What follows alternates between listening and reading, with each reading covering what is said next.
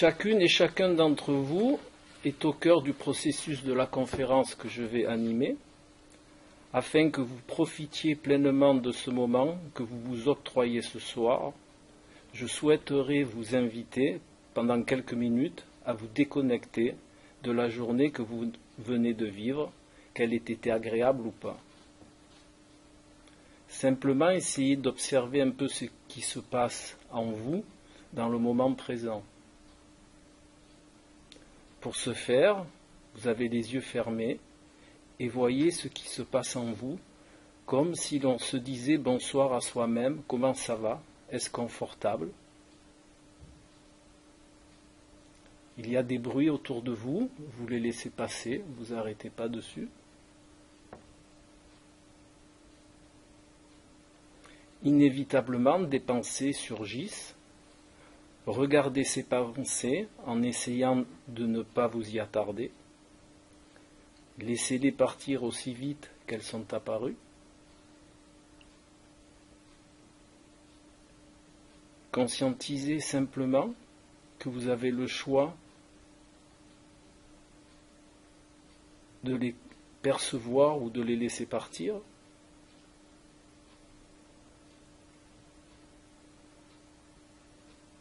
Et puis, remerciez-vous d'avoir pris le temps de vous arrêter en ce moment pour être avec nous-mêmes et voir ce qui se passe en vous.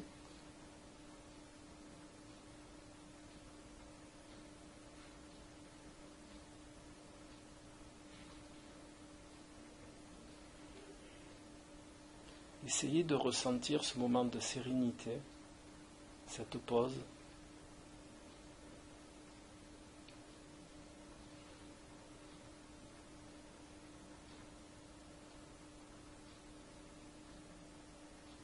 Relâchez bien vos épaules.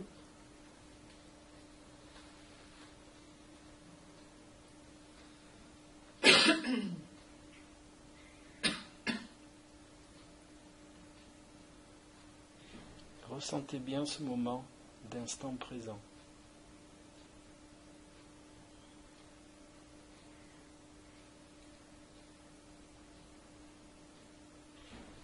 Maintenant, vous pouvez ouvrir les yeux et être pleinement conscient de ce qui va suivre. Voilà, alors ce soir, j'avais envie de vous présenter quelque chose qui est important pour tout le monde.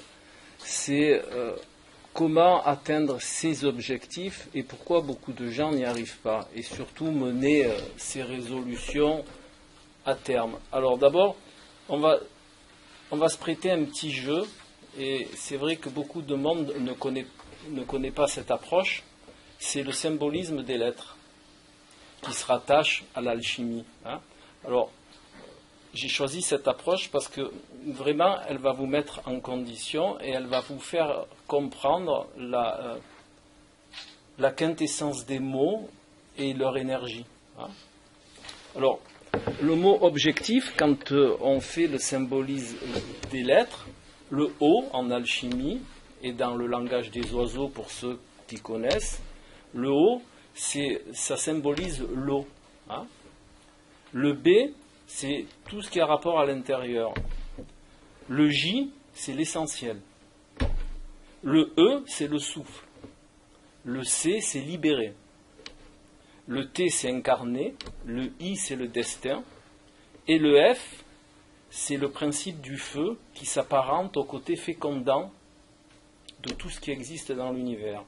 Et si on traduit cette phrase dans un langage un petit peu plus concret, un petit peu plus dans la matière, ça veut dire l'âme en votre intérieur est essentielle par son souffle, elle libère ce qui doit être incarné pour accomplir votre destin, et c'est possible avec le feu. Alors le feu, c'est dans le symbolisme, c'est l'élan vital de toute chose, l'élément feu.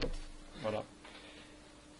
Et le rapport, si vous vous souvenez bien, entre le O qui est l'eau et le feu qui est le F, bien en réalité, on a les deux principes opposés qui sont complémentaires et qui permettent la réalisation de toute chose. Voilà. C'était juste une petite parenthèse pour vous ouvrir au symbolisme des lettres et vous pouvez prendre n'importe quel mot. Si vous connaissez un peu le langage des oiseaux, ou si vous connaissez le symbolisme des lettres, eh vous retrouverez toujours la quintessence de ce que vous avez à faire pour arriver à vos objectifs. Bon, ceci étant dit, c'est des petits outils que j'aime bien, donc je vous les fais partager. Et il y a, pour vous expliciter un petit peu le langage des oiseaux, un petit peu plus concrètement, quand je fais un tirage tarot, parce que je pratique aussi bien les sciences que les arts, voilà. Et je fais des ponts entre les deux et des liens. Donc quand on pratique le tarot, vous avez des gens qui vous disent vous battez les cartes, alors que dans le tarot on ne dit jamais qu'on bat les cartes, on mélange, d'accord. Et dans le langage des oiseaux, qui est le langage alchimique, mélange, ça veut dire mélange. C'est un symbole, hein, ça veut dire on met tout ce que l'on a de bon en nous dans cet acte de mélanger les cartes. D'accord ? Voilà. Donc l'alchimie, c'est tout ce... Là, je vous parle d'alchimie spirituelle, hein, je ne vous parle pas de l'alchimie matière, de la pierre philosophale, parce qu'en réalité, la pierre philosophale, c'est une image. On n'a jamais transformé le plomb en or. Hein. Voilà.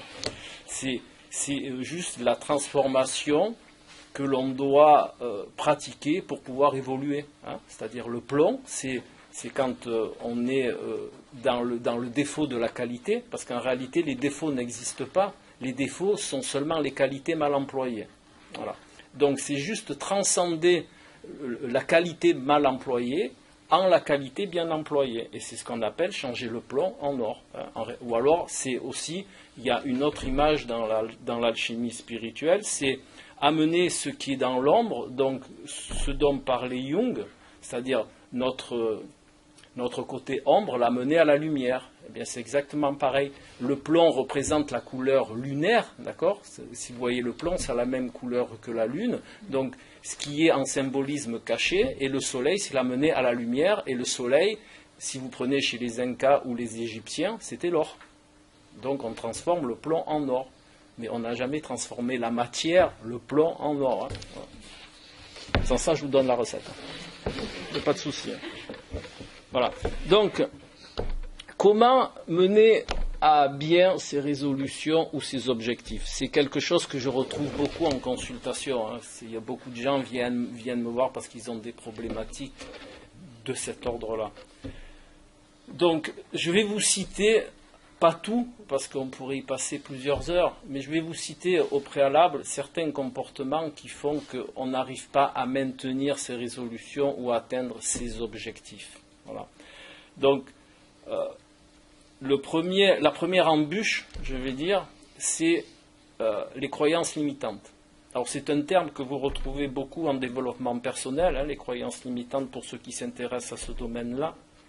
Alors, les croyances limitantes, j'aime bien les expliquer, parce que là-dedans, on a tendance à faire fourre-tout, et c'est pas toujours juste. Les croyances limitantes, c'est juste ce que vous pensez ne pas pouvoir faire. Vous savez, j'ai des gens qui viennent en consultation et qui me disent, on discute de leurs problématiques, et dans leur discours, c'est « Ah, mais ça, je ne peux pas le faire. Ouh là là, ça, c'est compliqué. Ça, c'est difficile. Ça, je vais essayer, mais je ne vais pas y arriver. » Voilà. Tout ce genre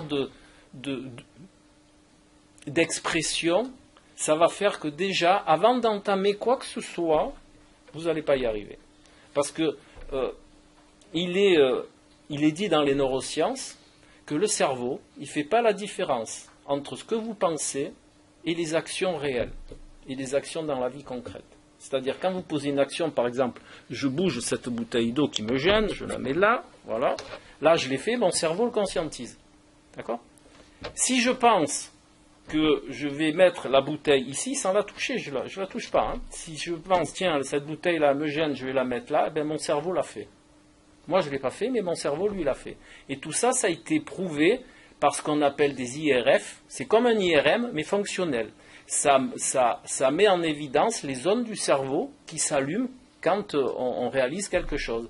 Et ils ont fait les expériences, ils ont pris quelqu'un qui a fait vraiment le geste, bon, je la remets là, vous remarquez, voilà. Mon cerveau, il y a certaines zones qui s'allument, si je le pense, il y a les mêmes zones qui s'allument. Donc on sait que pour le cerveau, une action qui est faite ou une action qui est imaginée, même résultat. Donc, si, même sans faire l'action, si vous dites par exemple, bon, eh ben, voilà, ça je ne vais pas y arriver, c'est fini. C'est même pas la peine. C'est même pas la peine de passer le pas.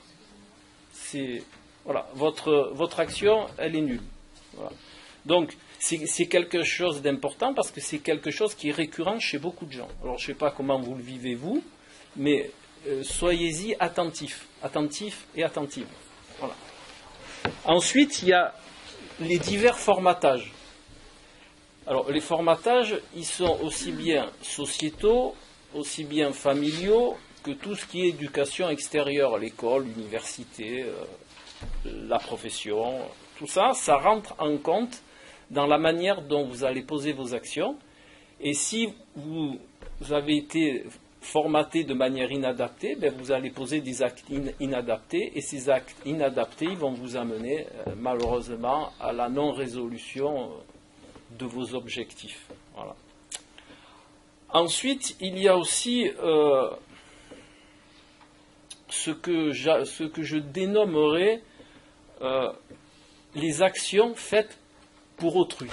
Hein. Moi, je retrouve souvent, toujours dans mes consultations, puisque toutes les conférences que je fais, elles sont issues de mes consultations, hein, c'est le résultat d'expériences depuis des dizaines d'années que je vous livre là. Donc, il y a ce phénomène-là, il y a beaucoup de gens qui prennent des décisions par rapport aux autres. Et surtout dans les décisions de fin d'année, de début de fin d'année. D'accord ? Ah tiens, oui, je vais perdre du poids, par exemple, ou je vais arrêter de fumer, parce que le soir, à la table, il y en a un qui a dit, ah ben si, moi je vais arrêter de fumer, donc la personne, ben moi aussi, ben tout ça, quand ça ne vient pas de soi, quand c'est par rapport à quelqu'un, ou par rapport à un contexte, ou par rapport à une mode, et que ça ne vient pas de son être profond, ça ne marche pas. Ça va marcher peut-être un temps, mais ça ne va pas tenir dans la longueur. D'accord ? Et le principe d'une résolution, c'est justement de le faire perdurer, d'accord ? Et de faire que ça devienne quelque chose de nouveau qui remplace l'ancien. D'accord ? Voilà. Il y a aussi les objectifs qui sont faits de manière égotique. C'est-à-dire les objectifs qui vont satisfaire notre ego, mais qui ne sont pas vraiment ce que l'on veut. Hein ? Et vous avez aussi les objectifs ou résolutions qui sont induits par la raison. C'est-à-dire, ouais, je vais arrêter de fumer parce qu'il faut que j'arrête de fumer, ça fait mal. Mais en réalité, on n'a pas du tout envie, on n'en a rien à faire. Ben ça ne marche pas non plus. Alors ça, c'est sur la cigarette, mais c'est valable pour tout. D'accord ? C'est, voilà, je veux mincir parce que j'ai envie de mettre ce pantalon. Mais en réalité, ça ne va pas marcher, parce que ça ne vient pas du fond. D'accord ? C'est la raison qui dit, bon, vous avez envie de mettre ce pantalon, parce que vous vous plaisez comme devant la glace comme ça. Eh bien, si ça ne vient pas du fond, ça ne marche pas. C'est pour ça que tout à l'heure, je vous ai décortiqué le mot objectif par le symbolisme des lettres, parce qu'il y a dans le E, c'est le souffle, mais ce n'est pas le souffle. Le souffle, c'est cette énergie vitale qui vient de l'intérieur. Tous vos objectifs et toutes vos résolutions, si elles ne viennent pas de là, ça ne fonctionne pas. Et je vais vous donner un exemple, puisque vous connaissez bien la personne, et comme elle n'est plus d'actualité, c'est merveilleux. Vous connaissez tous M. Sarkozy. D'accord ? C'est une personne qu'on ne peut pas louper. Bon, eh bien, M. Sarkozy, quand il était tout petit, il rabâchait à ses parents, moi je veux être président. Ce n'est pas quelque chose qui a été inventé, hein. C'est dans sa biographie, c'est quelque chose qui est réel. Depuis tout petit, il répétait, moi je veux être président. Et bien, il a été président. Et pourquoi ça a fonctionné ? Parce que c'est un désir qui venait du fond de lui. Ce n'est pas quelque chose qui a été induit par un facteur extérieur. C'est quelque chose qui a germé en lui. Et comme j'aime bien m'ouvrir les portes, je vais donc en venir à la germination pour vous donner un indice de ce qui peut fonctionner. Ce qui n'a pas été en gestation à l'intérieur de vous ne peut pas fonctionner. Tout objectif, toute résolution que vous prenez, le fait de la prendre c'est juste le sommet de la germination ou même de la macération qu'il y a eu au préalable pendant un certain temps. Et ça vient de l'alchimie. Parce que l'alchimie, en alchimie, on vous apprend, en alchimie spirituelle, je vous le précise parce qu'il y a des courants différents sinon, en alchimie spirituelle, on vous apprend déjà par la couleur, le noir, d'accord ? Le noir est la couleur de la germination. Et si vous prenez dans vos mémoires collectives, d'accord ? Après, si vous voulez, je vous expliquerai ce que c'est les mémoires collectives. Vous avez en vous le symbole de cette couleur noire, c'est par exemple la couleur du terreau, le noir. D'accord ? C'est la couleur de la terre, le noir. Donc, ce qu'on appelle en alchimie l'œuvre noire, c'est l'œuvre de germination. Et là, retransmis aux gens que nous sommes à un niveau non alchimique, tout ce qui n'a pas macéré en vous pendant un certain temps, tout ce qui n'a pas germé en vous, eh bien, vous ne pourrez pas en faire un objectif ou une réalisation qui va se concrétiser. Parce que l'être humain est fait comme ça, pour qu'il puisse poser des actes adaptés à ce qu'il va réaliser, il faut qu'au préalable, ça ait germé un certain temps. Et si vous voulez bien faire, après cette conférence, un petit retour sur vous-même, vous verrez que tout ce que vous avez réussi dans la vie, c'est quelque chose qui a germé en vous d'une manière ou d'une autre pendant un certain temps. Ce n'est pas quelque chose qui est arrivé, que vous êtes dit comme ça, tiens, je vais faire ça. Ou alors, des fois, ça peut arriver comme ça, mais c'est quelque chose qui a germé au préalable, depuis très longtemps. D'accord ? Voilà. Donc, je garderai un long moment pour les questions, donc marquez-les si vous en avez, et après on discutera un petit peu de tout ce qui vous a interpellé. Hein ? Voilà.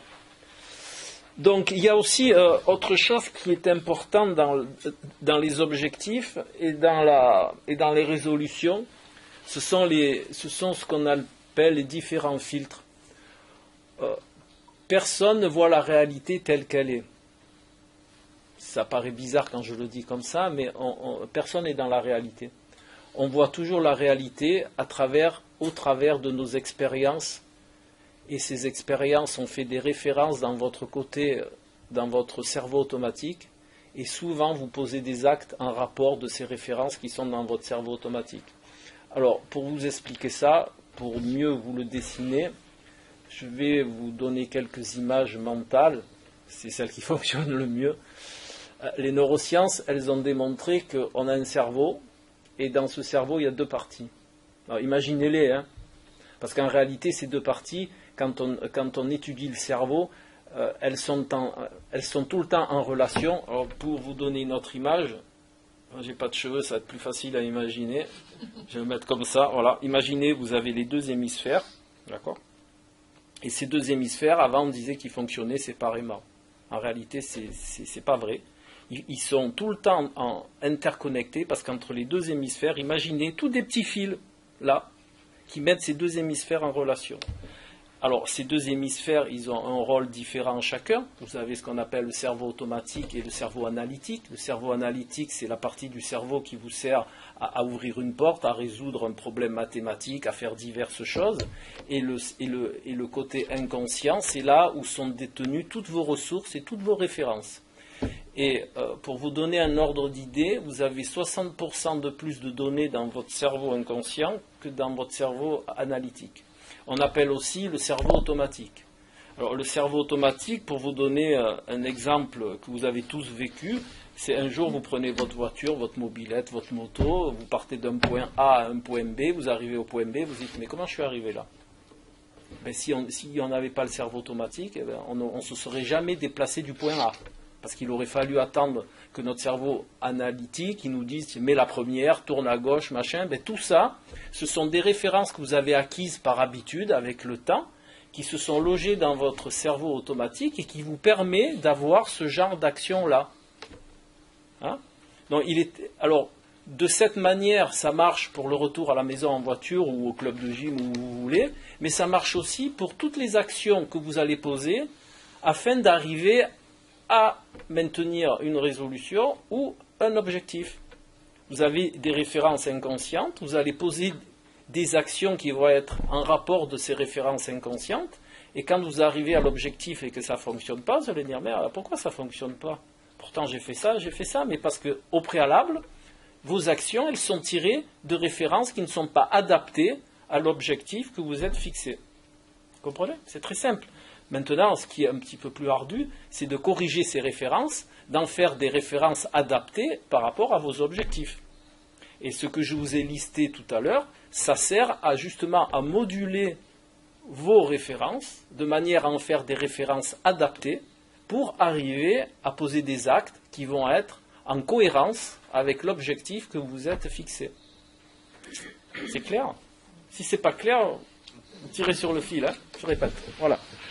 Juste une chose, le cerveau analytique, c'est le droit, côté droit? Oui, non, c'est le gauche. Moi, je confonds.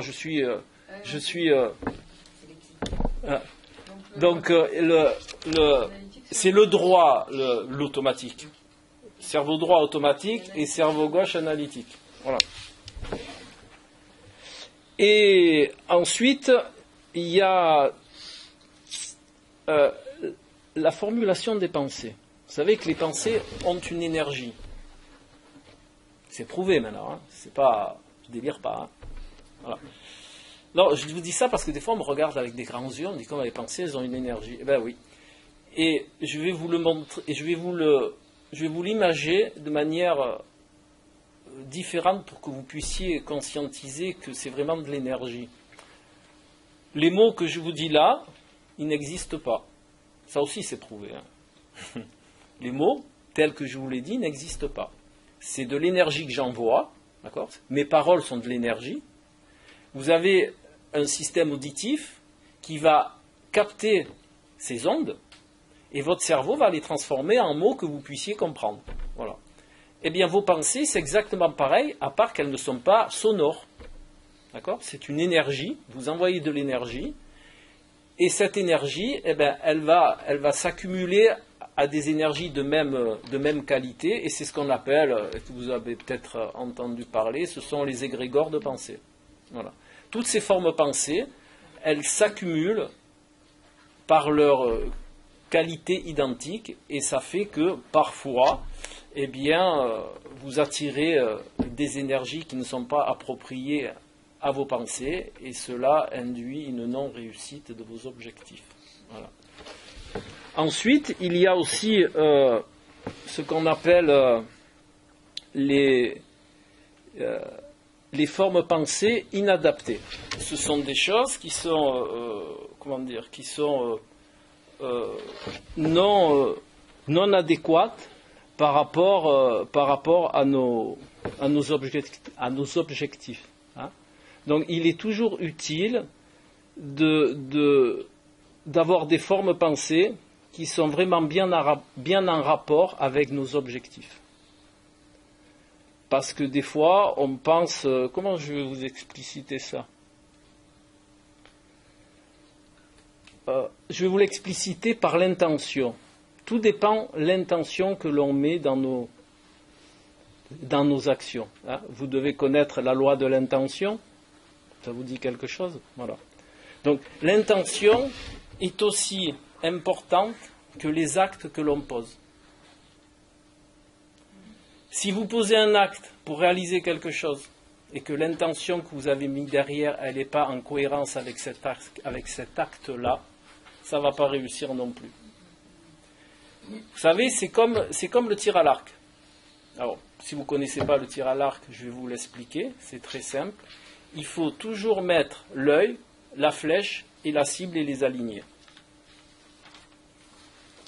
Et c'est pour ça qu'au Japon, on pratique beaucoup le tir à l'arc. Ce n'est pas non seulement un sport, c'est aussi une philosophie, c'est pour apprendre à être cohérent et à aligner tout son être pour pouvoir arriver à atteindre la cible représentant l'objectif. Hein? Puisque quand vous prenez le mot objectif dans le dictionnaire, eh bien, on vous met, c'est ciblé. D'accord ? On cible quelque chose, eh bien, c'est un objectif. Et l'art du tir à l'arc au Japon, hormis le côté sportif, c'est ce qu'on appelle la voie de la cohérence, c'est aligner tout son être pour arriver à toucher une cible à l'endroit où on veut la toucher. Eh bien, c'est la meilleure école pour pouvoir mettre tout dans la même direction. Alors je vous cite cet exemple-là parce que je suis un ancien sportif de haut niveau dans le domaine du judo et j'ai fréquenté depuis l'âge de 14 ans toute la philosophie orientale et notre prof il nous disait toujours, vous voulez réussir, allez pratiquer le tir à l'arc japonais. Et c'est vrai qu'on n'a pas pratiqué le tir à l'arc, mais on a pratiqué la philosophie du tir à l'arc, c'est-à-dire mettre tout dans le même sens pour pouvoir atteindre la cible. Voilà. Donc, ceci étant dit, maintenant je vais passer sur un plan, après je vous donnerai des clés pour pouvoir réussir, parce que là je vous liste ce qui va vous empêcher, mais après je vais vous dire ce qui va vous aider aussi. Hein. Voilà. Parce que c'est aussi le but. Hein. Donc, il y a quelque chose maintenant qui est un petit peu moins connu, qui commence à apparaître. Moi je sais que ça fait 15 ans que je cherche dans ce domaine-là, parce que ça m'intéresse, parce que c'est ma passion, c'est une de mes passions, j'en ai beaucoup, mais ça c'en est une. Et plus on avance dans les recherches, et plus on s'aperçoit que ça a un impact énorme sur tout ce qu'on réalise dans la vie. C'est notre microbiote. Vous savez ce que c'est le microbiote ? C'est toutes les bébêtes qu'on a dans l'intestin. D'accord ? Alors ça commence à peine à émerger, vous trouvez maintenant beaucoup d'études, beaucoup d'ouvrages qui commencent à sortir sur le sujet, mais ça impacte votre vie à un niveau que vous n'avez pas conscience. Alors, je vais pas vous faire un cours de biologie, de physiologie, je vais juste vous exprimer des choses par des cas bien concrets pour que vous puissiez comprendre. Si vous ne comprenez pas, vous me faites signe. Dans votre intestin, vous avez une population de bactéries, de virus, de microbes, et tout ça, ça vit en bon équilibre parce que ces populations, elles sont en équilibre de par leur nombre et de par leur qualité. Voilà. Vous avez peut-être tous entendu parler des Escherichia coli, hein, qui peuvent, et des salmonelles qui peuvent provoquer la mort. Ben, vous en avez là maintenant dans votre intestin. Hein. Mais elles sont dans un nombre telles qu'elles ne sont pas dangereuses. Elles font partie de votre microbiote, elles ne sont pas dangereuses parce que les autres bactéries les régulent. Si elles se développent, les autres bactéries, elles font qu'elles vont détruire quelques-unes pour que ça reste dans une quantité qui ne soit pas nocive pour vous. Voilà. Et ces bactéries dans votre intestin, elles fabriquent ce qu'on appelle une hormone neurotransmetteur qui s'appelle la sérotonine. La sérotonine, c'est une hormone neurotransmetteur, elle a les deux appellations, parce que dans le cerveau, vous avez des neurotransmetteurs, il y a des hormones, et vous avez des hormones neurotransmetteurs qui ont les deux pouvoirs, les deux potentiels. Donc la sérotonine, c'est ce qui sert à équilibrer vos émotions. C'est ce qui fait que vous n'êtes pas dépressif et c'est ce qui fait que vous n'êtes pas anxieux. Bon, il y a beaucoup d'autres rôles. C'est pour ça que je vous dis, je ne vous fais pas un cours. D'ailleurs, je suis pas adapté pour vous faire un cours, mais sachez que c'est deux des fonctions de la sérotonine, entre autres. Et 3/4 de la sérotonine qui nous sert en tant que neurotransmetteur est fabriquée dans les intestins et non pas dans le cerveau. Il y en a un peu dans le cerveau, mais les 3/4 sont dans notre intestin. Et comme je vous l'ai dit, c'est impactant dans vos humeurs, pour faire très simple, hein, donc l'anxiété, tout ça, le côté. Alors, juste pour information, maintenant on arrive à soigner des dépressions en soignant l'intestin, simplement, sans cacher. Voilà. Ça, c'est pour info. Voilà. Donc, si vous n'avez pas un intestin en bon état, alors quand je dis un intestin en bon état, c'est une image, c'est une flore intestinale, un microbiote équilibré, ce que je veux vous dire. Mais bon, je vous dis, ce n'est pas un cours, ce n'est pas une conférence sur le microbiote, donc je vais vous le faire très simple. Voilà. De ce fait, vous allez prendre des décisions, vous allez poser des actes qui sont en rapport d'un microbiote. Alors, je vais vous le dire parce que je peux pas faire autrement. Un microbiote déséquilibré, ça s'appelle une dysbiose. Vous l'entendrez souvent dans les journaux, machin. Voilà. Donc, si vous êtes en dysbiose, eh bien, vous n'allez pas fabriquer la sérotonine qu'il faut. Et et de ce fait, vous allez être dans un état émotionnel non adapté, et vos actions, elles vont être posées en regard de cet état émotionnel. D'accord ? Et donc, de ce fait, vous allez poser des actes non adaptés, et pareil, vos résolutions et vos objectifs, eh bien, vous n'allez pas les atteindre. Alors, vous voyez à quel point c'est complexe de pouvoir être en phase pour arriver à un objectif. C'est pour ça que, et je travaille aussi avec des gens dans cet axe-là, les grands patrons, les gens qui sont les DRH et beaucoup de gens de ces fonctions-là sont toujours entourés de beaucoup de gens qui les aident à prendre des décisions.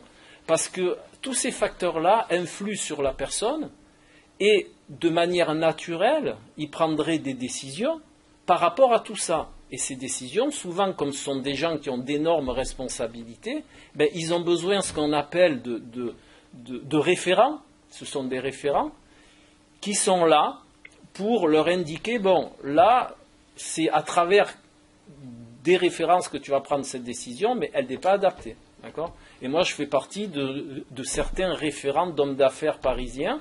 On est plusieurs référents, je ne suis pas le seul. Hein. Ils choisissent des référents, si vous préférez, pour être sûrs qu'ils prennent la décision la plus adaptée en rapport de leur objectif. Donc, on est un groupe de référents, et quand ils ont une décision à prendre, ils font part à ce groupe de référents. Chaque référent donne son avis par rapport à tout le contexte, et après, ils prennent leur décision. Et c'est le rôle qu'avaient les astrologues aussi à une époque. Ils étaient là comme référents. Alors, avec ce qu'on appelle une carte différente de la carte, comment je vais dire ça, de la carte normale, c'est-à-dire il y a tout un schéma astral, tout ça, mais ils étaient là, et ce que je vais vous dire, et ce n'est pas un scoop, hein, les hommes politiques à l'heure actuelle, ils ont tous un astrologue, hein. Trump, l'autre d'avant, Obama, tout ça, ils fonctionnent tous de cette manière-là. Hein. Mais ce n'est pas l'astrologie Marie-Claire, ce que j'appelle. Hein. L'astrologie Marie-Claire, elle sert strictement à rien. Celle de Nice Matin, elle n'est pas mieux. Voilà. Mais quand vous pratiquez l'astrologie, ce que j'appelle moi la vraie astrologie, dans sa vraie utilité, eh bien, c'est un conseiller supplémentaire. Hein. En même temps que ce sont des arts, il n'y a pas que l'astrologie, vous avez, je vous parle de choses sérieuses, hein, le Yi-King par exemple, vous avez le tarot initiatique, pas le tarot Mansi. Mansi, ça veut dire divinatoire, hein, pour ceux qui ne connaissent pas. Pas tout ce côté-là, ça c'est le côté, ce qu'on appelle grand public, c'est le truc sympa qui fait rire le samedi soir au coin du feu. Ou c'est quand vous êtes en famille, ah toi t'es bélier, toi t'es machin, alors on s'entend, bonsoir, bon, tout ça, ça veut rien dire. C'est juste pour passer la soirée, quoi. Voilà, c'est sans plus. Hein. Mais ce que je vais vous dire, c'est que beaucoup de gens s'entourent de divers outils pour pouvoir prendre une décision, parce que personne n'est dans la réalité. Et l'autre problème, c'est qu'on est encore moins dans la connaissance de soi. Moi, il y a un adage que j'aime bien, que je vais vous livrer, donc vous en ferez ce que vous voulez, mais moi je le trouve sympa, ça fait des années que je le dis, et chaque fois que je le dis, je trouve sympa. Mais il faut que je réfléchisse avant, parce que il est un petit peu tarabiscoté, comme on dit à Nice. Vous n'êtes pas l'être que vous pensez être, vous êtes l'être que vous ne pensez pas être. Et ça, c'est réel. On croit tous être quelque chose, et en réalité, les contextes de vie, les objectifs loupés, les situations récurrentes, les contextes inadaptés, font qu'au fur et à mesure qu'on avance en âge, et on se dit, mais attends, mais je ne suis pas ça, ou ça ne me correspond pas. Et vous verrez bien que, pour ceux qui sont un peu plus âgés, eh bien, quand on avance en âge, on se découvre, quelque part. Hein. Après, il y a d'autres facteurs qui peuvent accélérer ce phénomène-là. Si vous vous intéressez, par exemple, à l'approche jungienne de la part d'ombre et de tous ces théorèmes-là, eh bien, vous apercevrez qu'on a du boulot, hein, et qu'on n'est vraiment pas ce que l'on pense être. Hein. Alors, c'est vrai que Jung, lui, il préconisait que la première chose à faire dans la vie, c'est justement d'amener cette part d'ombre à la lumière. Donc on revient, vous savez, Jung c'était un très grand ésotériste. Hein.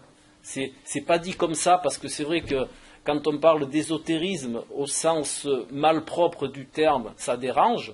Mais ésotérisme, comme j'aime bien le rappeler, ésotérisme, éso ça veut dire quoi? Tourner vers soi, et ça veut dire, et thérisme, si vous préférez, ça veut dire initiation. Donc ésotérisme, ça veut dire une initiation tournée vers soi. Donc que vous fassiez de la méditation, que vous fassiez n'importe quelle action qui est tournée vers vous, le développement personnel que l'on prône actuellement et sur lequel j'émets des réserves, c'est de l'ésotérisme. Hein. Alors, pour pouvoir être un petit peu plus passe-partout, on a tourné ça en spiritualité. Voilà. Au lieu de dire ésotérisme, on dit spiritualité. Et les grands penseurs qu'il y a eu tout au long du règne humain, les grands penseurs ont toujours dit ça de la manière dont je vais vous l'expliciter, et c'est vrai que j'aime bien cette image. La spiritualité est le garde-fou de l'ésotérisme. Ça veut dire que quand on navigue dans l'ésotérisme, la spiritualité, ça sert juste à ce qu'on ne fasse pas de l'ésotérisme inadapté. Voilà. Alors, je ne rentrerai pas dans l'ésotérisme inadapté parce que ce n'est pas le but, mais sachez que l'ésotérisme n'a rien de malsain. Voilà, comme je vous ai dit, la méditation, c'est de l'ésotérisme. Je sais pas moi, la prière, c'est de l'ésotérisme. Hein. Voilà. Mais la spiritualité est le garant que ça soit dans le bon sens, si vous préférez. Voilà. C'est juste petite. Parce que j'aime bien les petites précisions qui peuvent engendrer du démontage justement de ressources inadaptées. Voilà. Alors, ensuite, sur votre microbiote, vous n'avez pas de... Ça va, vous n'avez pas de questions. Vous avez tout bien compris. Pour l'avoir bien équilibré, il faut avoir une bonne hygiène alimentaire. Voilà. Mais il n'y a pas que l'hygiène alimentaire pour équilibrer. Voilà. Il y a le stress, il y a l'activité physique qui rentre en compte, et tout ça. Voilà. Et c'est la même chose pour les besoins de votre cerveau. Vous savez, j'ai des grands coachs, grands, pas voilà, des personnes qui sont connues, qui viennent me voir parce qu'ils ont des problématiques. Bien entendu, on en a tous, et j'en ai aussi, hein, bien heureusement, sans ça je m'ennuierais. Mais et des fois, ils ne comprennent pas pourquoi ils n'arrivent pas à faire quelque chose qui pour eux, puisqu'ils sont dans la partie, ils sont au top du top. Hein, ils savent ce qu'il faut faire, comment il faut poser les choses et tout ça. Voilà. Et puis, moi, j'ai une théorie qui est devenue quelque chose de concret parce que je l'expérimente depuis des années. Dans le sport, surtout à haut niveau, on est soumis à des contraintes énormes. Et des fois, j'arrivais en compétition, j'étais physiquement prêt et je ne gagnais pas. Bah, c'est chiant, hein, franchement. Hein. Vous arrivez, vous êtes au top, vous êtes bien entraîné, physiquement, mais vraiment, il n'y avait aucune raison, même pas l'adversaire que j'avais en face, il n'y a aucune raison que je ne réussisse pas. Bon, il comptait un peu quand même, hein, mais bon, normalement, je devais passer. Voilà. Et au fur et à mesure des années, j'ai changé plein de choses, j'ai fait des approches différentes, je faisais même de la méditation avant le combat, je fais des choses, j'ai tout essayé. Et un jour, on avait un maître japonais qui venait tous les 15 jours en France nous entraîner. Bon, je ne parle pas japonais, hein, mais il avait un traducteur. Et donc, par le traducteur, je lui explique ma problématique, il me regarde, il parle, bon, en fait, je ne vous la fais pas, et je vous le fais en direct, ça va être plus vite. Et le mec, il me dit, mais est-ce que vous nourrissez bien votre cerveau? Alors moi, j'étais jeune, hein, j'étais sous nourrir le cerveau, je dis, qu'est-ce que vous voulez que j'y fasse, mon cerveau? Le cerveau, moi, oui, je mange. Mais il m'a dit, est-ce que vous avez une alimentation qui est adaptée à votre cerveau? Parce que ce que je ne conscientisais pas à l'époque, c'est que pour que je puisse, pour être au top dans mon mental, il fallait que mon cerveau il ait ce qu'il faut. Et c'est vrai qu'à l'époque, je ne mangeais pas assez d'oméga 3. Alors maintenant, c'est un petit peu à la mode, mais c'est vrai qu'à l'époque, les oméga 3, presque on ne savait même pas que ça existait, nous, à notre niveau. Et ce monsieur, il m'avait dit, augmente tes poissons gras, augmente les noix, augmente les amandes, augmente cette nourriture-là. Essaye de faire un petit peu plus de cardio en extérieur, parce que l'oxygénation, le cerveau est un grand consommateur d'oxygène, d'accord, mais de manière exponentielle. Hein, voilà. Le cerveau, il se nourrit de 3 choses: d'oxygène, de sucre lent. J'ai pas dit de Nutella et tout ça, hein, voilà. De sucre lent et de graisse. Si vous donnez pas ça à votre cerveau, il fonctionne au ralenti, ou sur 3 pattes. C'est comme les moteurs de voiture, si vous ne donnez pas ce qu'il faut, il y a un cylindre qui ne fonctionne pas, là c'est pareil. Et de ce fait, vous allez avoir des réactions beaucoup plus lentes. Et dans un sport comme le judo, si vous ne réagissez pas au quart de millième de seconde, l'autre, il a pris l'avantage sur vous. D'accord ? Et du jour où j'ai changé, où j'ai dirigé mon alimentation un peu plus de ce côté-là, j'ai gagné. C'est tout content. Voilà. Mais, je vous le raconte comme ça, mais c'est réel. Et ça, je le conseille à beaucoup de gens que je suis et que j'accompagne dans leur démarche. À tous les coups, ça marche. Hein. Et surtout, l'oxygène. Alors, maintenant, je fais des accompagnements. Au lieu de le faire assis dans un fauteuil, je le fais en marchant.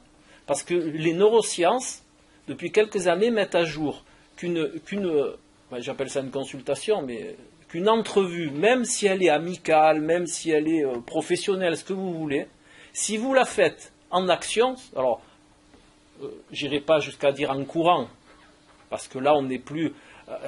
encore, ça dépend à quelle allure vous courez. Si vous êtes dans un palier cardiaque, vous êtes à 100, entre 100 et 120 pulsations minutes, donc vous êtes en lipolyse, là, vous pouvez le faire. Si vous le faites en glycogénèse, c'est-à-dire à 150 pulsations minutes, là, ça ne va pas marcher, hein, parce que vous allez être en dette d'oxygène, d'accord, par rapport à l'effort, et votre cerveau, il va manquer d'oxygène. C'est pour ça que, là, je vous livre un petit secret de cycliste. Après, j'ai fait beaucoup de vélo, et pour être sûr qu'on n'est pas en dette d'oxygène, et ça, vous pourrez le dire, ça va faire rire autour de vous, on fait des additions sur le vélo. C'est-à-dire, quand on roule, on se dit 17 et 34, machin. C'est pour voir notre faculté de raisonnement, pour voir si on n'est pas en train, comme on appelle dans le jargon, d'avoir un passage à vide. Donc, le meilleur moyen de savoir si on est en dette d'oxygène ou si on a un passage à vide, c'est de faire du calcul mental. Si vous êtes beaucoup plus long que d'habitude, et que vous n'arrivez pas à trouver le résultat, il faut baisser l'intensité de suite, ça veut dire que votre cerveau il manque d'oxygène. Et donc tout le corps en manque, puisque le premier qui s'en sert, c'est le cerveau, et après, le cerveau est prioritaire. D'accord ? Donc, tout ça pour vous dire que si vous avez un corps, soit par la sédentarité qui est mal oxygéné, vous n'allez pas poser les bons actes. Alors ça paraît infime comme ça, mais c'est faramineux ce que l'oxygénation du cerveau peut vous amener comme faculté supplémentaire. Et c'est pareil, les scientifiques ont mis à jour que si vous mangez trop de sucre, vous avez une apathie de vos fonctions cognitives. D'accord ?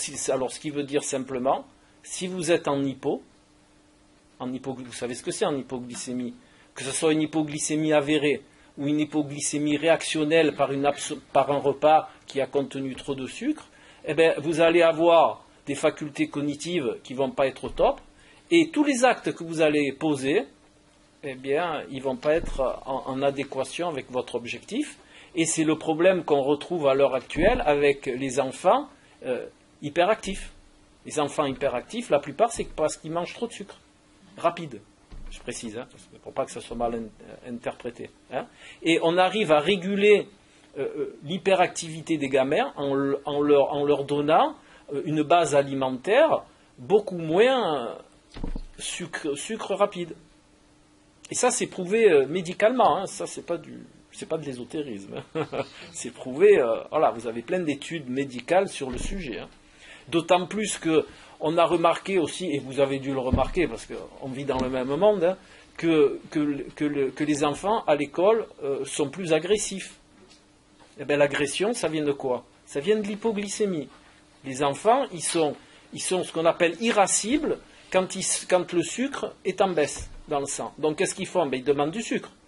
Alors ça va remonter très haut, et plus haut ça remonte, la glycémie, et plus bas elle descend.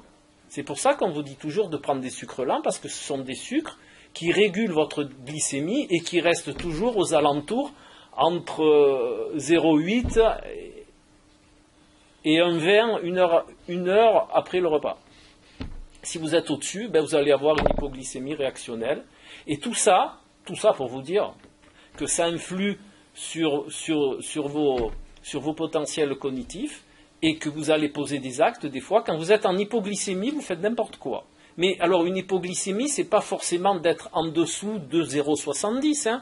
Une hypoglycémie, c'est simplement un déséquilibre du sucre, même s'il est infime. Parce que ce qu'on voit, vous savez, il y a un vieux proverbe qui dit « Ce que vous voyez à la prise de sang, c'est déjà énorme. » Ce qui se passe au niveau physiologique, des fois, ce n'est pas visible à la prise de sang et pourtant ça existe. Les micro-hypoglycémies, et je suis bien placé pour le savoir dans le sport, ça impacte de manière énorme. D'accord? Voilà. Ça et l'hydratation, c'est pareil. Si vous n'hydratez pas votre corps comme il faut, votre cerveau ne fonctionne pas, parce que votre cerveau est aussi un grand consommateur d'eau. Voilà. Alors tout ça, tout ce que je vous cite là, c'est simplement tous des facteurs qui rentrent en compte dans vos prises de décision. Vous imaginez, alors, déjà, à la base, prendre une décision, arriver à un objectif et maintenir une résolution, déjà, quand tout est bien, ça demande des potentiels, ça demande une démarche. Mais si en plus vous rajoutez tous ces petits trucs-là, vous arriverez à comprendre maintenant pourquoi ça peut être très difficile d'arriver à un objectif. D'accord? Voilà. Ensuite, eh bien, nous allons passer à un côté un petit peu plus amusant. Et si on va. Alors, il y a une chose que j'ai envie de vous dire, qui est très important.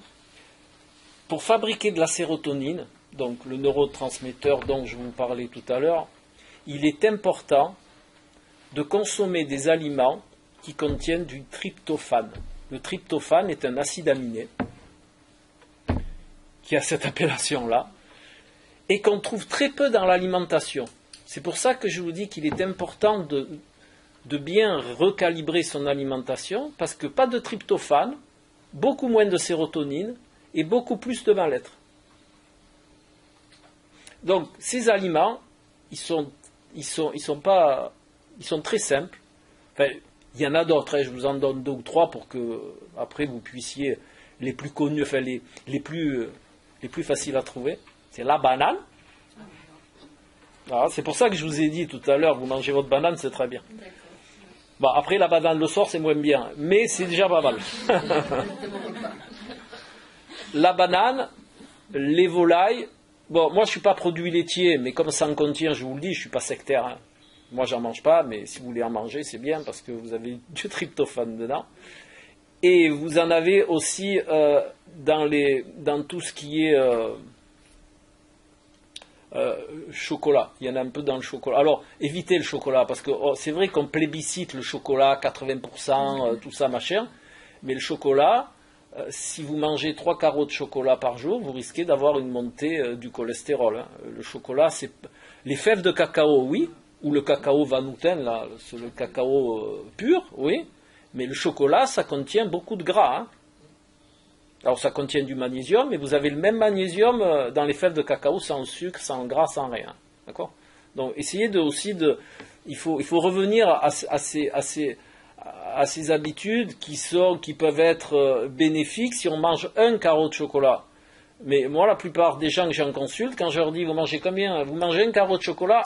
Ils me regardent et me disent, ouais, un carreau, je vais où avec un carreau? Donc, il vaut mieux manger des fèves de cacao. Voilà. Bon. On les trouve où, les fèves de cacao? Hein? Chez les bio. Dans les magasins diététiques, vous en trouvez... On les mange comme ça? Alors, moi, C'est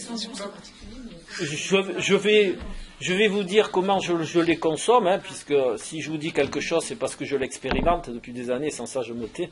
Donc je prends 5 fèves de cacao, je les mets dans un moulin, mais un vrai moulin à café, enfin un vrai, pas les moulins à café Carrefour où la lame elle se démonte dès que vous avez mis une cacahuète dedans. Hein. Voilà, vous prenez un moulin à café normal, quoi. Vous mettez vos fèves de cacao dedans, vous en mettez 5, ça suffit. Vous mettez des amandes, vous mettez quelques graines de courge, c'est aussi bon pour les femmes les graines de courge, pas que pour les hommes, hein. C'est bon pour les deux. Hein. En plus les graines de courge elles sont anti-grippe. Elles contiennent des molécules dedans qui favorisent la résistance à la grippe. Bon, enfin voilà. Vous mixez tout ça, une belle banane, vous mettez votre poudre dessus, ou vous écrasez la banane et vous mélangez tout ça, et voilà. Vous pouvez même le mettre sur de l'avocat. Moi, des fois, le matin, je me fais avocat et cette mixture. Je mets quelques graines de lait aussi que je moue, et voilà. Hein. Et ça me fait bon petit déjeuner, et je tiens jusqu'à, même en faisant du sport, je peux aller nager le matin, tout ça. Oui, madame. Vous parlez des produits laitiers. Tous les produits laitiers quand vous dites que... Oui. Mais bon, les produits laitiers, c'est toujours pareil. Moi, j'en mange pas. Je vous le dis, j'en mange pas. Mais après, moi, je suis pas trop pour les produits laitiers actuels. Je précise bien actuels. Parce que le lait, il est... bon, je ne vais pas vous faire le truc, vous devez le connaître. Il est impacté d'antibiotiques, de machin. C'est pas la peine. C'est pour ça que j'ai aussi une carrière hospitalière. Et on s'est aperçu que dans les hôpitaux, plus on avance dans le temps et plus les gens sont résistants aux antibiotiques. Parce que, pourquoi ? C'est très simple, parce qu'on en ingère trop. Donc le corps, il fait une résistance des antibiotiques. Vous en trouvez dans l'eau du robinet, vous en trouvez dans le lait, donc dans le fromage, dans tout ça. Si vous consommez tous les jours du lait et du fromage et que vous buvez de l'eau du robinet, au bout de 20 ans, vous risquez de faire une résistance aux antibiotiques. Hein. Après, bon, voilà. Dans les végétaux, il n'y en a pas de... Je sais pas comment ça s'appelle là, pour le cerveau. Non. Et non, les laits végétaux, c'est pas des laits en réalité. C'est pas du lait, hein. Le lait d'amande, ce qu'on appelle vulgairement le lait d'amande, le lait de riz. Maintenant, ils ont sorti le lait de noisette, bientôt ils vont sortir le lait de je ne sais pas quoi. Voilà. Alors que c'est très facile de manger 5-6 noix par jour. C'est tout. Oui, si on en mange beaucoup plus, c'est pas bon.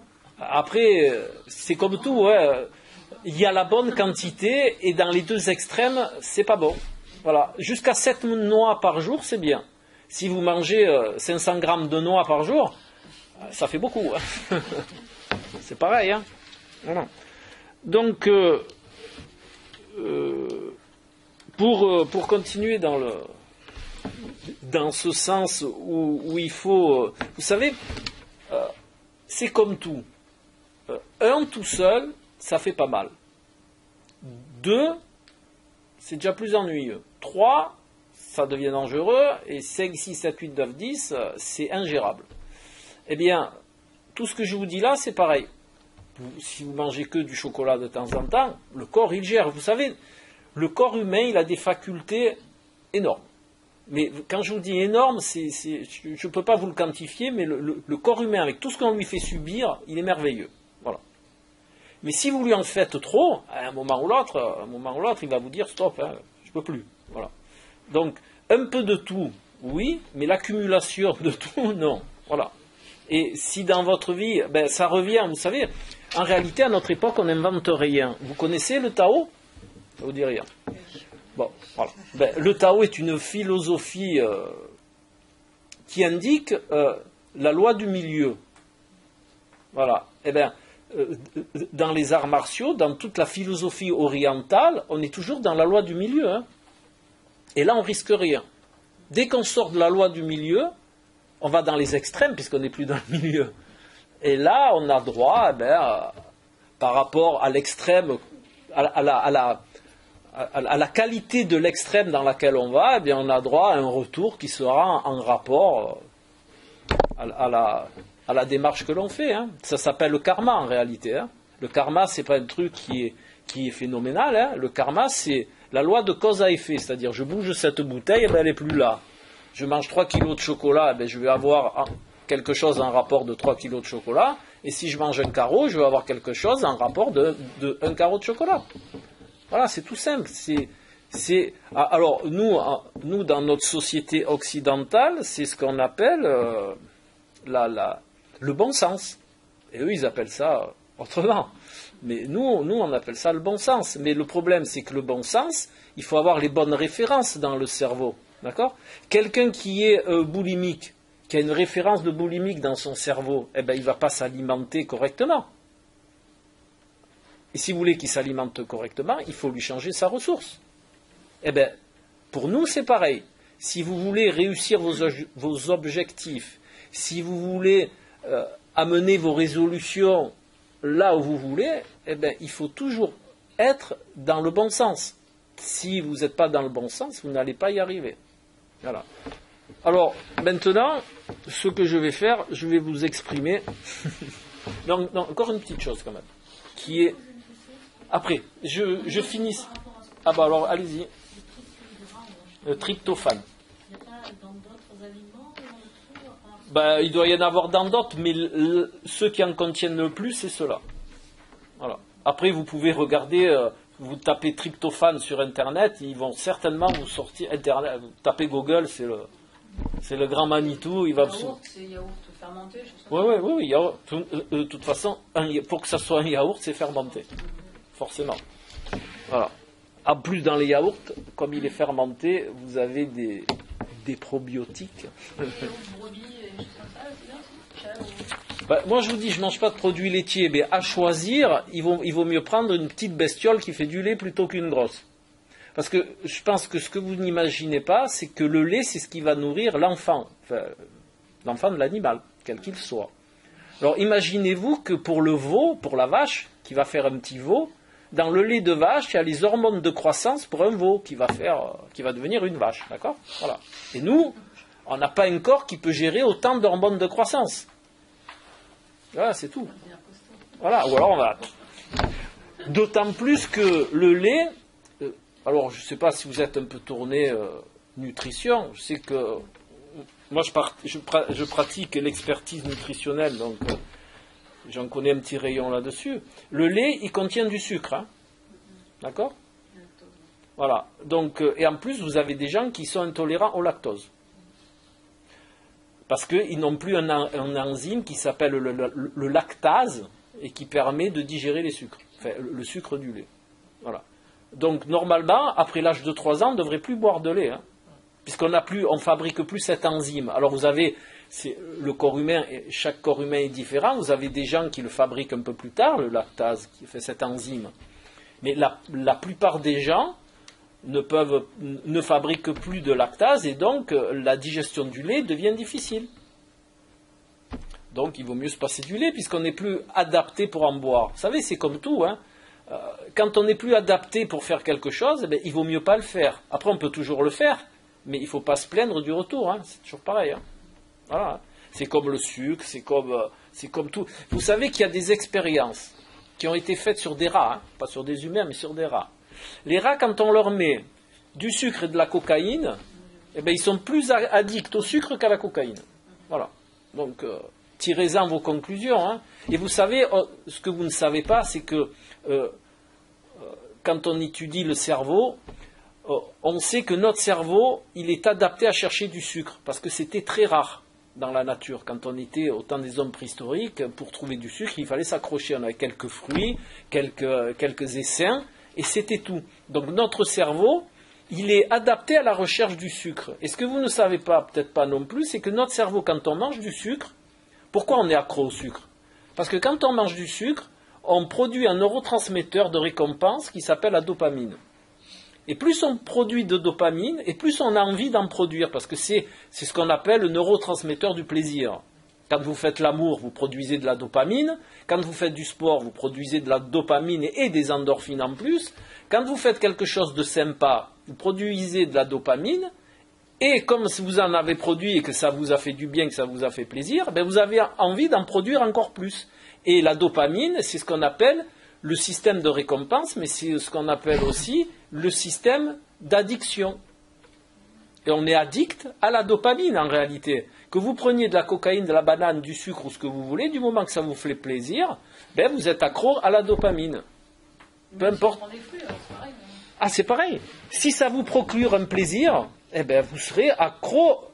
Mais ce qui est important de conscientiser, c'est que la dopamine fabriquée en raison de l'ingestion de fruits est quand même moins importante que la dopamine fabriquée quand vous ingérez du sucre ou de la cocaïne. Voilà. C'est juste ça la différence. Ensuite, il y a encore quelques petites choses, si je peux, oui. Il y a aussi, le manque de confiance en soi et tout le reste que l'on découvre au fur et à mesure que l'on avance en âge par rapport au comportement parental, puisque la confiance en soi est donnée par les parents. Quand vous êtes tout petit, vous faites un beau dessin, le papa ou maman va vous dire « c'est bien mon petit, c'est joli, c'est très beau, machin », mais ça, c'est ça qui va construire la confiance en vous. D'accord ? Tous les gens qui ont des parents qui n'ont pas eu ce comportement-là, ça peut engendrer un manque de confiance en vous. Et de ce fait, toutes les stratégies pour arriver à vos objectifs, elles vont être un petit peu défaillantes. Hein ? Voilà. Donc, voilà. Je vais simplement, avant de vous donner des clés, d'accord, juste vous faire part de quelque chose qui est un peu plus spirituel. Tout petit peu. Je bois un coup.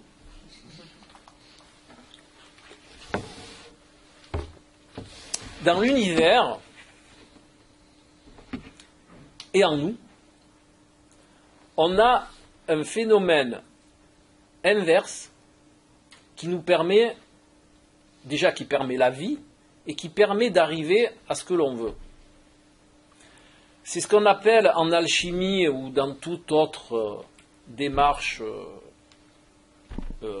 spirituelle mais aussi scientifique, et dans notre corps, c'est l'inspire et l'expire. Vous savez qu'il y a des savants, des astronomes, qui ont dit que l'univers respirait. Vous avez dû l'entendre ça. Parce que l'univers, il a un mouvement comme un cœur, comme une respiration. Et d'abord, on appelle ça la respiration de l'univers. Et ce sont deux phénomènes opposés qui permettent la réalisation justement de notre univers. Votre cœur fonctionne de la même manière. Hein. Votre cœur, il expulse, et il pompe, il expulse. Le yin et le yang, c'est pareil.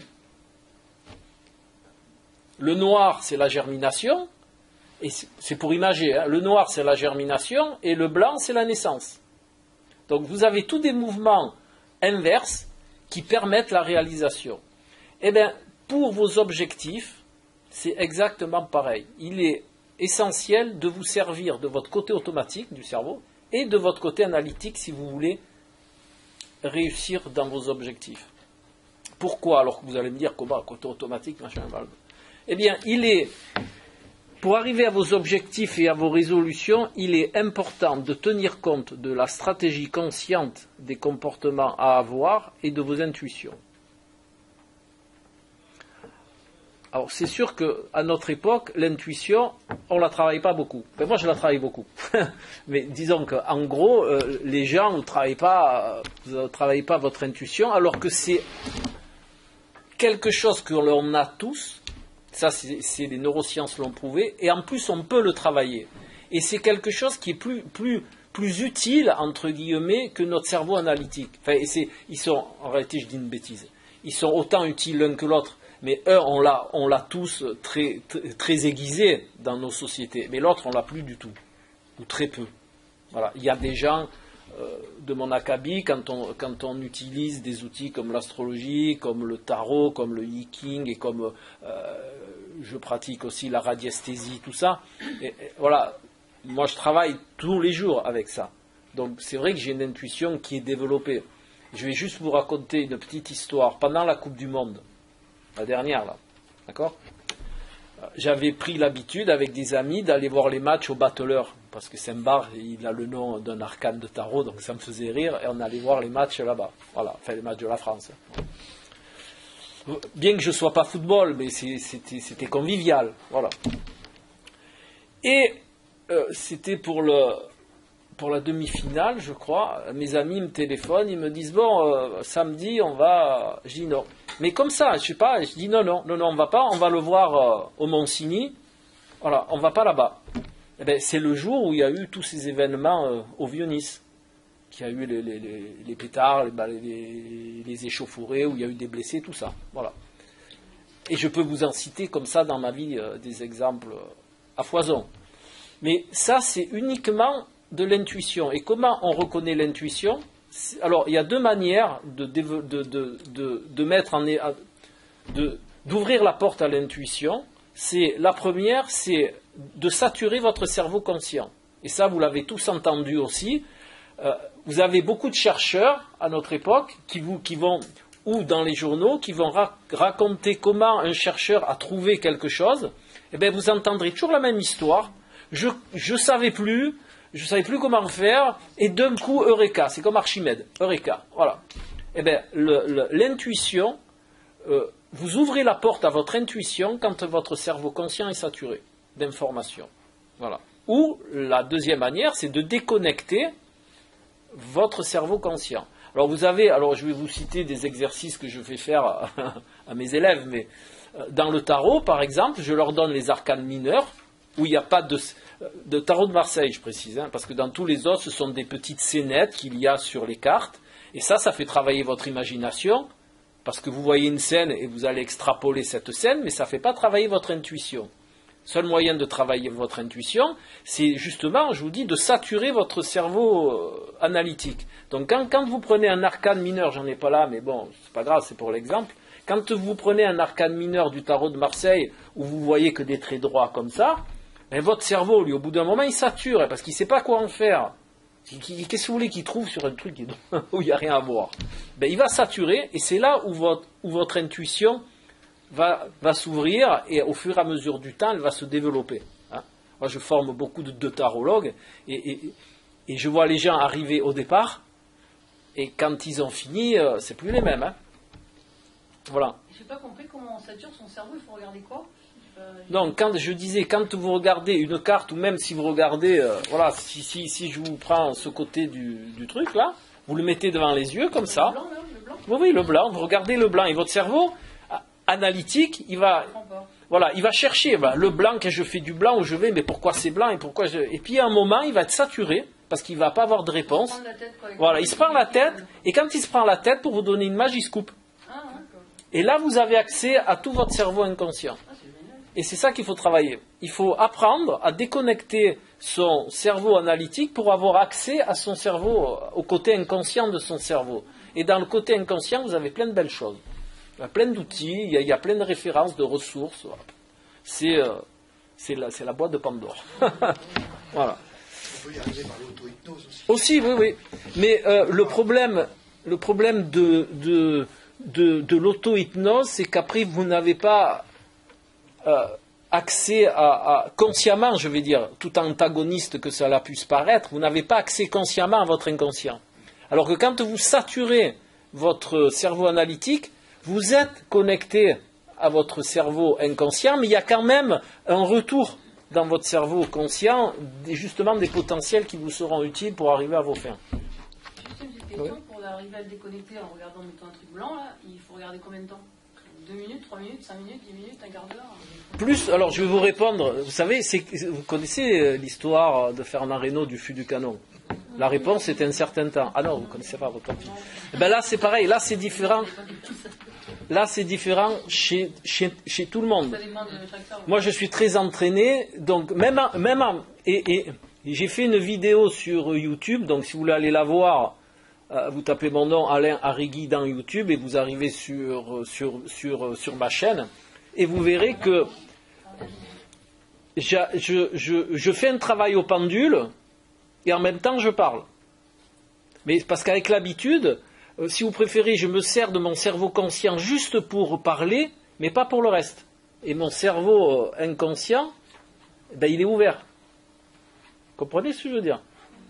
Avec l'entraînement et les années, vous arrivez à manager les deux en même temps. Mais comment on voit que l'autre est déconnecté? On le sent comment qu'on est connecté d'un coup à l'intuition? Quand justement, vous... La lumière qui s'allume. Quand vous êtes dans le ressenti et non plus dans l'analyse et dans la raison des choses. Vous savez, la raison, c'est très simple. Hein. Je vais vous en citer une. Tiens, je vais manger parce que j'ai faim. Ça, c'est de la raison. D'accord? Vous marchez dans votre appartement sans penser à aller au frigo, vous vous retrouvez le frigo ouvert avec un truc à la main. Vous n'êtes plus dans votre cerveau analytique, vous êtes dans votre cerveau automatique. Et l'intuition se trouve par là. Donc c'est vrai que les neurosciences ne savent pas exactement où elle se trouve dans notre cerveau, mais elle y est. Il y a certains neuroscientifiques qui disent que c'est une ressource de notre cerveau. Quand il est saturé, eh bien, il y a une ressource qui s'allume quand il est saturé. Et c'est l'intuition. Voilà. Après, vous avez d'autres qui disent qu'elle est située ailleurs, mais ils ne sont pas tous d'accord, mais ça existe. Là, ils sont tous d'accord. C'est déjà pas mal. En général, les scientifiques, des fois, ils ne sont pas tous d'accord. Voilà. Donc, pour finir, je vais vous donner des clés pour arriver à... Enfin, pour avoir une idée de comment faire pour arriver à vos objectifs et à maintenir vos résolutions. Donc, tout à l'heure, je vous ai parlé de la dopamine. D'accord ? C'est la notion de récompense, c'est le plaisir, tout ça. Donc, pour arriver à mener vos résolutions à terme, il faut que vous vous félicitiez parce que ça va déclencher la dopamine. Et comme ça va déclencher la dopamine, vous allez avoir envie de continuer pour avoir plus de dopamine. Donc, chaque fois que vous faites un pas et que ça fonctionne, félicitez-vous. Je ne devrais pas dire ça, mais je vais vous le dire. Mangez un carreau de chocolat parce que ça va déclencher de la dopamine supplémentaire et ça va vous donner envie d'avancer. Et de pas en pas, comme on dit en Orient, vous allez arriver en haut de la montagne. Si vous regardez le sommet de la montagne de suite, ben vous n'allez pas faire un pas. Vous allez vous dire, qu'est-ce que c'est loin, qu'est-ce que c'est haut, il faut que j'aille jusqu'à là-bas. Voilà. Alors que pas par pas, si vous vous félicitez à chaque pas, et ça c'est neuroscientifiquement prouvé, ce que je vous dis là, c'est un système qui a été que j'expérimente, que je donne à expérimenter et qui est expérimenté par d'autres. C'est-à-dire à chaque fois où vous réussissez quelque chose, dans la direction que vous êtes fixé, vous vous félicitez, un petit carreau de chocolat, un truc qui vous fait plaisir, vous allez déclencher la dopamine, votre cerveau, lui, il va s'en rappeler, il va vous pousser à aller de l'avant pour avoir encore de la dopamine. Alors, ça, c'est une des clés importantes et qui fonctionne chez tout le monde sans trop d'efforts. Bon, après, il faut quand même poser des actes qui vont réussir et que vous allez vous faire. Bon, voilà. Mais ça fonctionne bien. Bon, et comme je vous l'ai dit, des petits pas, quand vous prenez une résolution, ne cherchez pas à faire un grand pas et à vous dire, ah putain, c'est loin, putain, j'ai encore tout ça à faire. Vous savez, ça c'est comme les gens qui veulent retrouver un poids dont ils ont envie. Ils se disent, bon, je perds 6 kilos.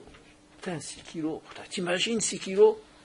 Alors, ne fixez pas de poids, faites ce qu'il faut pour en perdre un petit peu, et chaque fois où vous perdez un petit peu de poids, vous dites, putain, c'est sympa. Voilà, si vous gardez en tête les 6 kilos de suite, et qu'à chaque fois où vous montez sur la balance, vous dites, putain, il me reste encore 5 kilos 850, vous allez lâcher avant d'arriver à la fin, ça je vous garantis. Non, mais je sais parce que c'est les gens qui fonctionnent comme ça. Voilà. Dites-vous, tiens, je vais perdre 2... Mais regardez la différence. Essayez de fermer les yeux, de conscientiser. Dites-vous, tiens, je vais perdre 200 grammes cette semaine. À bout de la semaine, vous avez perdu 200 grammes. Ouais, putain, super, je continue. Allez, la semaine prochaine, je perds 150 grammes. Voilà. La semaine d'après, je perds 250 grammes. Mais dans votre cerveau, ça ne va pas faire le même effet. Vous allez être content toutes les semaines. D'accord? Si vous vous dites, je vais perdre 6 kilos. Vous montez sur la balance, première semaine, vous avez perdu 150 grammes. Putain, chier, putain, il me reste encore. La fois d'après, vous allez perdre 300 grammes. Vous voyez dans ce que ça peut provoquer en vous? D'un côté, ça va provoquer la lenteur, le marasme, et l'ennui et tout le reste, et de l'autre, vous allez être content. Putain, j'ai perdu 100 grammes, c'est super.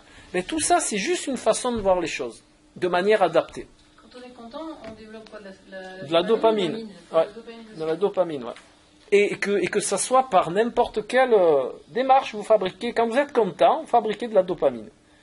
Et parfois, même s'il y a une activité physique, vous fabriquez en plus des endorphines. Parce que les endorphines sont là chez le sportif.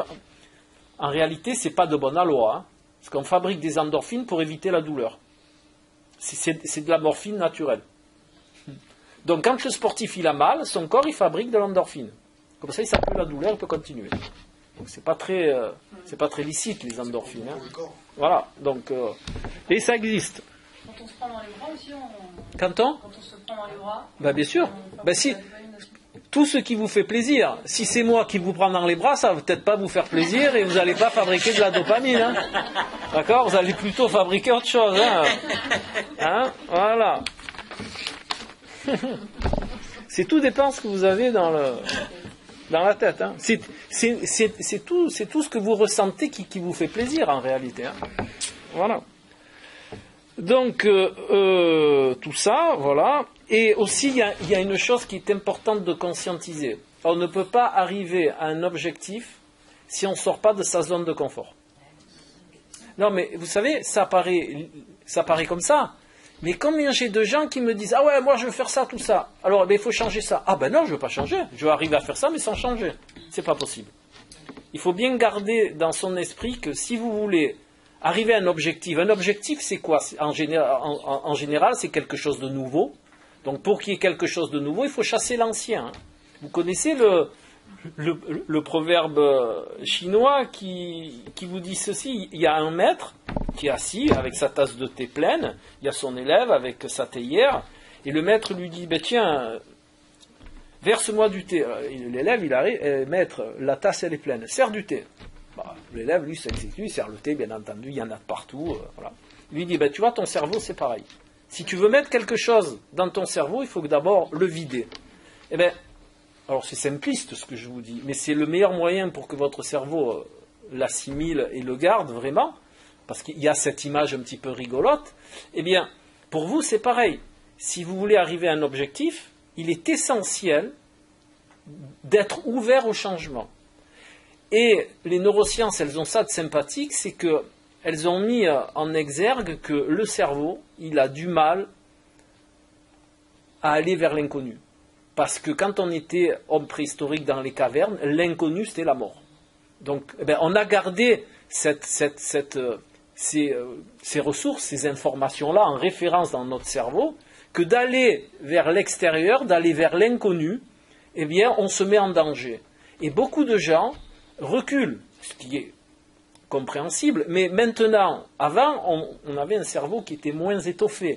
Maintenant, justement, c'est l'utilité de notre néocortex, c'est-à-dire du côté analytique, de notre nouveau cerveau par rapport aux hommes préhistoriques, c'est qu'on peut raisonner ceci.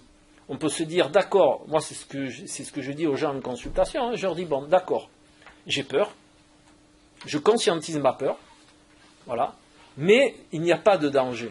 Mon intégrité physique n'est pas à danger en entamant ce changement.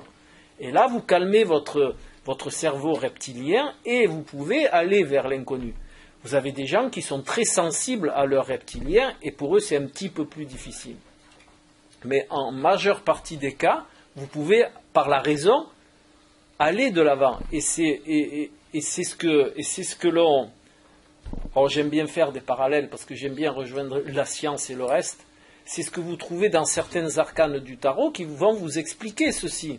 D'accord ? Vous avez par exemple l'arcane du chariot. L'arcane du chariot, elle vous explicite que si vous voulez réussir quelque chose dans la vie, il faut vous servir de la vertu, d'accord, et du mental pour maîtriser le deuxième cheval qui représente les instincts primaires.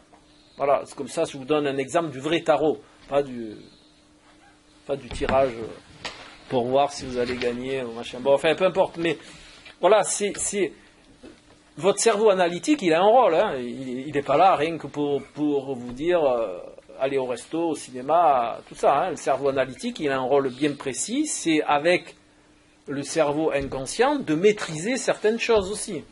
Voilà. Pas de les enlever, mais de les maîtriser, parce qu'on ne peut pas enlever quelque chose. On ne peut pas enlever une émotion, on ne peut pas enlever un ressenti, sans ça on devient des plantes vertes. Hein. On les a, mais il ne faut pas qu'elles nous dirigent. Et pour en revenir à ce que je vous disais, il faut, quand vous voulez atteindre un objectif ou une résolution, il faut accepter le changement. Il faut accepter, alors ça c'est de l'alchimie, parce que j'aime bien l'alchimie aussi, je me régale. Il faut accepter la dissolution de ce qui est antérieur pour arriver à quelque chose de nouveau. Et on ne peut pas arriver à quelque chose de nouveau si on ne dissout pas ce qui est antérieur. Et les neurosciences l'expliquent par les réseaux neuronaux. Quand on fait quelque chose, au bout d'un moment, il va se créer ce qu'on appelle un réseau neuronal. Un réseau neuronal, c'est un accès direct à une information parce que vous le faites souvent. Voilà. Et bien, il faut changer un réseau neuronal que vous avez pour en mettre un autre à la place. Alors, si vous êtes ennuyé par par la peur de l'inconnu, ben vous pouvez toujours vous dire, voilà, là j'ai un réseau neuronal de cette qualité-là, il ne me sert plus, j'en veux un autre, et ben je vais faire ce qu'il faut pour en mettre un autre à la place. Alors l'image du réseau neuronal, ça s'appelle une autoroute pour l'imager, d'accord? C'est un influx nerveux qui est raccourci parce qu'on a l'habitude de faire quelque chose. Voilà. Vous pouvez donner un exemple sur une situation Deux. par rapport au réseau neuronal pour dissoudre ce qui est antérieur, par exemple. Qu'est-ce que je vais... Voilà, je vais vous en donner un qui m'est arrivé il n'y a pas longtemps.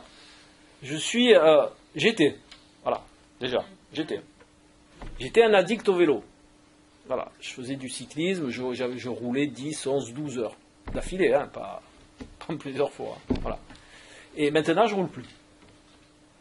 J'ai changé mes conceptions.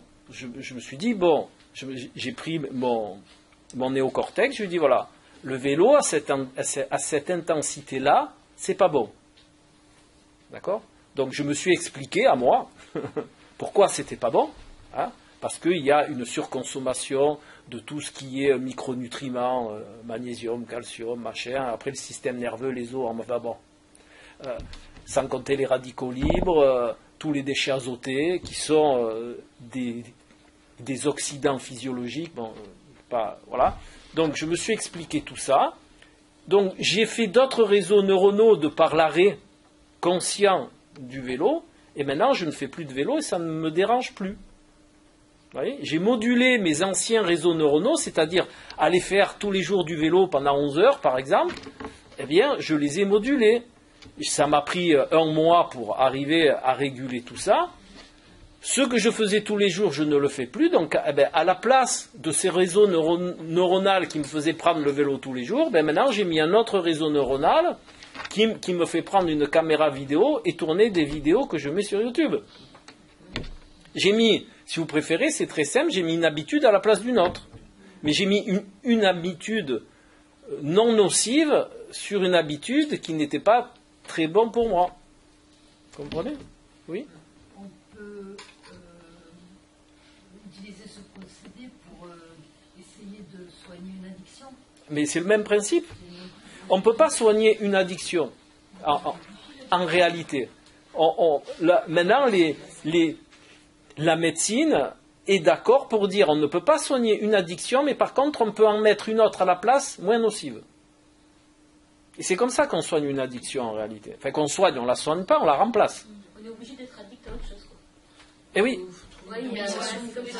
Mais c'est ça, mais quand on trouve une compensation, en général elle est nocive, hein, puisqu'on va la mettre au même niveau que l'autre. Si on s'explique, comme vous dites, soi-même et tout comme ça, c'est pas bien, c'est pas bon pour toi. Si on s'explique à soi-même. Oui, mais à ce moment-là, il faut trouver quelque. Là, c'est physiologique parce que l'addiction va, comme je vous l'ai dit, engendrer de la dopamine. Donc, il faut trouver quelque chose qui n'est pas nocif et qui donne de la dopamine parce que notre cerveau il est habitué à en avoir à une certaine quantité. Oui.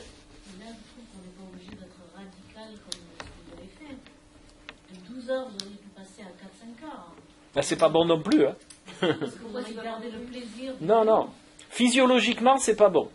4-5 heures par jour? Non, c'est pas bon. Faire du sport 4-5 heures par jour, à mon âge, hein, c'est pas bon. Voilà. À mon âge, c'est 1 heure par jour, complétée par une activité physique, ce qu'on appelle non sédentaire, c'est-à-dire vous allez faire vos courses à pied, vous allez chercher votre gamin à pied, vous allez, vous faites votre ménage un petit peu speed, voilà. Mais d'abord, on ne doit pas faire de sport. C'est une ineptie de promotionner le sport. On doit promotionner l'activité physique. Attendez. On doit promotionner l'activité physique et non pas le sport. Le sport est nocif pour le corps. Quelle est la différence entre le sport et l'activité physique? Eh bien, le sport, c'est quand on pousse son organisme à fond, enfin, à des niveaux. Courir. Non, il vaut mieux marcher que courir, c'est très exact. Voilà. Ou alors, il faut faire un jogging à allure très modérée. Je vais vous donner les plages cardiaques, parce qu'on fonctionne tous de la même manière. Moi, quand je vais être, par exemple, à 150 pulsations minutes, vous allez être à 250, et vous allez exploser. D'accord? Mais parce que moi, j'ai 50 ans de sport derrière, donc j'ai des plages cardiaques qui sont affiliées à mon entraînement. Mais les plages cardiaques de quelqu'un qui a dépassé 40 ans, ça serait en gros entre 100 et 125 pulsations minutes. Vous ne devez pas dépasser 130 pulsations minutes. Voilà. Là, vous êtes en lipolyse, déjà vous allez bouffer des graisses, et ça va être adapté. Si vous êtes à 150 pulsations minutes pendant 4 heures, c'est pas physiologique. Hein. Vous allez oxyder votre corps par rapport aux déchets protéiques, et je vous garantis que ce n'est pas des antioxydants qu'il va vous falloir, c'est des valises. Hein. C'est des perfusions d'antioxydants qu'il faut. Quelqu'un qui vient courir à 40 ans, il faut qu'il fasse quoi alors qu'il court et qu'il marche, qu'il court, qu'il marche, par exemple Il peut courir, mais à allure modérée, et pas courir 3 heures. Vous savez, tous ces trucs qu'on fait, là, les marathons, les scans. Je les ai faits, donc je sais de quoi je parle. Hein. Et j'en ai fait plus d'heures. J'ai couru 25 ans, donc je peux vous dire, quel est le résultat de 25 ans de course à pied? Arthrose au genou, machin dans le dos, donc c'est pas physiologique. Hein. C'est pour ça que je vous dis 4-5 heures par jour. Si vous faites faire à quelqu'un qui a 50 ans 4-5 heures de... Il y en a qui le font. J'ai des amis triathlètes, je les coach, tout ça. Ils font ce qu'ils veulent, mais c'est pas physiologique. Hein. Je vous garantis, c'est pas physiologique. Hein. Qu'est-ce qui est bien de faire une demi-heure par jour, par exemple? Non, vous pouvez faire 1 heure à allure modérée. Voilà, ça c'est très bien. Hein? Il ne faut pas se mettre en difficulté, il ne faut pas se mettre en détresse respiratoire, parce que là, vous augmentez les calculs. Voilà, vous faites un petit calcul, vous amenez la table de multiplication et vous la faites faire à votre gamin, 7 fois 9, machin. Si vous n'arrivez plus à trouver le résultat, c'est bon, vous pouvez vous asseoir, tranquille. Et, bien d'en faire tous les jours quand même. oui, vous pouvez faire 1 heure modérée. Vous savez, en physiologie, on vous dit 1 heure modérée, c'est bon. Si vous dépassez le modéré, le terme modéré, et encore le modéré, il est par rapport à vos possibilités, parce que mon modéré à moi, comme je dis, ça ne va pas être le vôtre. Hein. Voilà. Donc, c'est modéré, chacun à son niveau. Hein. Voilà. Et c'est pour ça qu'on vous donne des plages cardiaques, pour justement que chacun, parce que vous allez être, par exemple, à 9 à l'heure, vous allez être peut-être à 120 pulsations, parce que déjà, à la base, je bats à 37-42. Donc, pour arriver à 90, il faut que j'y mette un peu du bon cœur. Quoi, ouais. Donc, on est tous différents. Hein. Et c'est pour ça qu'on donne des plages. Oui, mais les médias, si vous savez ce qu'ils diffusent comme ineptie, alors là... Et oui, c'est les médias qui les disent. Alors, c'est sûr, mais moi je dis le contraire toute la journée. Alors. Oui.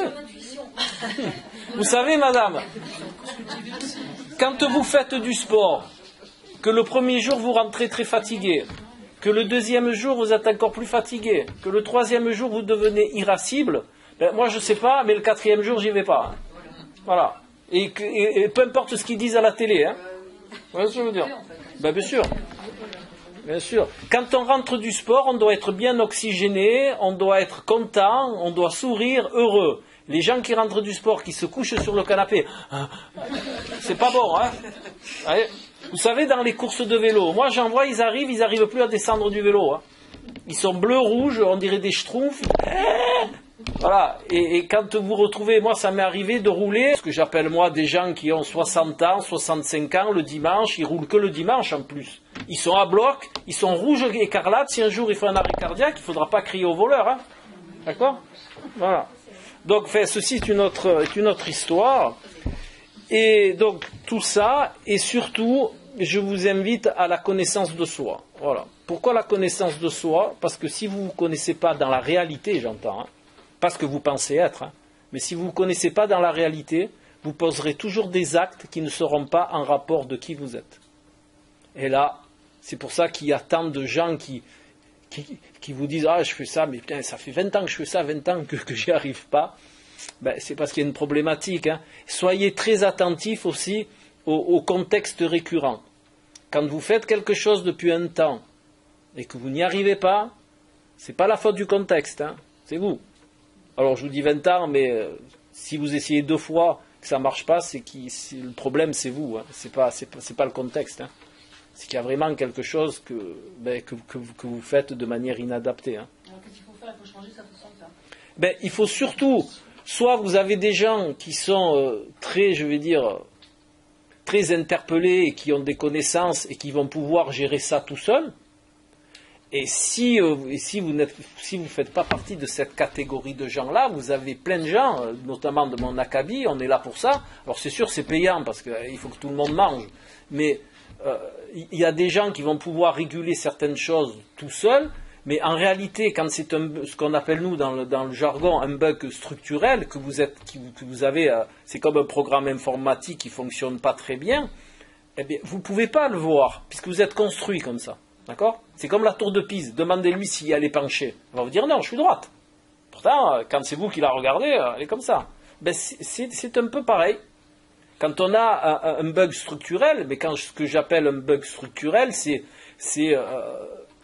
quelque chose qui empêche la réalisation de par le manque de confiance en soi, de par une vision non adaptée, de par un manque de discernement, c'est qu'il y a une problématique dans vos références. Et ces références, il faut les mettre à plat, trouver celle qui bug, en remettre une autre à la place, et à partir de ce moment-là, vous allez réussir. C'est tout. C'est pas un truc phénoménal. Hein. Alors c'est peut-être un petit peu parce qu'on travaille sur soi. Alors des fois, ça bouscule un peu parce qu'on dérange des choses qu'on ne voulait pas voir. Ça, je suis tout à fait d'accord avec vous. Moi, j'ai des gens toute la journée en consulte.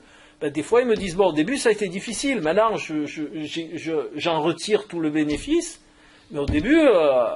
ça a bousculé des choses, hein. On se rend compte, on ne se voyait pas comme ça, et là d'un coup on se voit avec une vision différente, et des fois ça dérange un peu. Mais comme je vous ai dit tout à l'heure, si vous voulez faire quelque chose et que vous n'acceptez pas un effort, ça ne va pas marcher. Hein. Vous savez la loi du secret qui dit, vous restez assis dans votre canapé, vous demandez à l'univers, dans le catalogue de l'univers, de vous envoyer ce dont vous avez besoin, et si vous ne posez pas d'action, ça ne marche pas, hein, comme on dit en histoire. Voilà, ça ne marche pas. Donc, le catalogue de l'univers, oui, visionner ce que l'on veut, être positif, tout ça, c'est très bien. Mais si vous ne posez pas l'action derrière, eh ben, vous pouvez attendre le facteur de là-haut. Hein, il va l'envoyer, hein, ça je vous garantis. Hein. Ça mettra du temps. Non, mais c'est comme tout, il faut allier. Vous savez, dans la vie, la spécialisation, ça n'a jamais été très bon. Il en faut, mais il faut voir la spécialisation dans l'ensemble. Si vous regardez que le spécifique, il va vous manquer des choses et vous n'allez pas arriver à ce dont vous avez besoin. Voilà. Donc maintenant, si vous avez des questions, eh bien, je vais y répondre. Et après, on va s'en aller. Ça n'a rien à voir au cerveau, mais comme vous connaissez pas mal la nutrition, je voulais savoir qu'est-ce que vous voulez comme mot. Rien à voir, mais... Alors, pour ma part, et c'est très discutable, mais c'est la seule solution pour le moment. Il y en a d'autres, mais je ne peux pas. Voilà. Donc, alors vous savez que l'eau, elle doit contenir le minimum de résidus à sec en milligrammes par litre. Alors, c'est marqué sur toutes les bouteilles. Hein, je ne vous donne pas de mesurer avec en chauffant, tout ça. Hein. Vous avez en bas, il y a marqué résidus à sec. C'est en tout petit, comme ça, vous ne le voyez pas trop, machin. Il faut que ça soit inférieur à 100. Donc, moi, l'eau que je prends, c'est Volvic, ou Montrouskous, Reine des Prés. Et... en bouteille, quoi. Et oui. En bouteille, c'est encore pire. C'est pas que c'est pire, c'est pas que c'est les mêmes choses. Mais dans le pire du pire, alors c'est vrai que la taxe carbone pour l'eau en bouteille, elle est énorme. Mais quand vous pesez le pour, le contre et tout ça, eh bien, alors ce que ne savent pas les gens, parce que c'est pas très divulgué, ça commence, hein, vous commencez à le voir, c'est que dans l'eau du robinet, il y a des perturbateurs endocriniens. Il y en a déjà dans l'eau en bouteille. Alors imaginez-vous dans l'eau du robinet, parce que les centrales d'épuration de l'eau du robinet ne sont pas faites pour filtrer les perturbateurs endocriniens.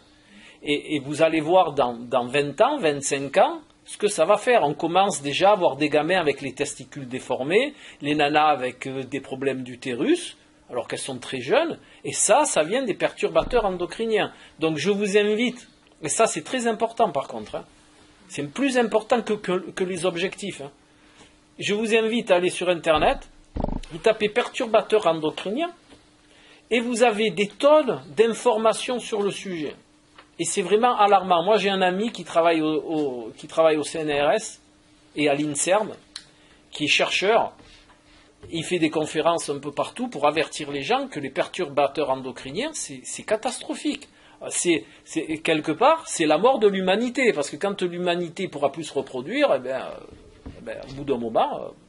alors je ne sais pas si ça va arriver après les abeilles ou avant les abeilles. Mais un dans l'autre, c'est pas bon pour nous. Hein. Et tout ça, ça passe au-dessus des gens que nous sommes, enfin de beaucoup. Et les gens ne conscientisent pas que le jour où il n'y a plus d'abeilles, il n'y a plus de pollinisation et on dégage. Hein.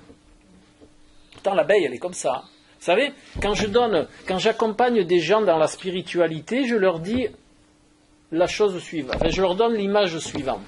Je leur dis, voilà, est-ce que vous croyez que l'abeille est consciente de son rôle de survie de l'humanité? Est-ce que vous croyez que la petite abeille qui avait les butinés, elle est consciente que c'est grâce à elle que toute l'humanité, elle vit?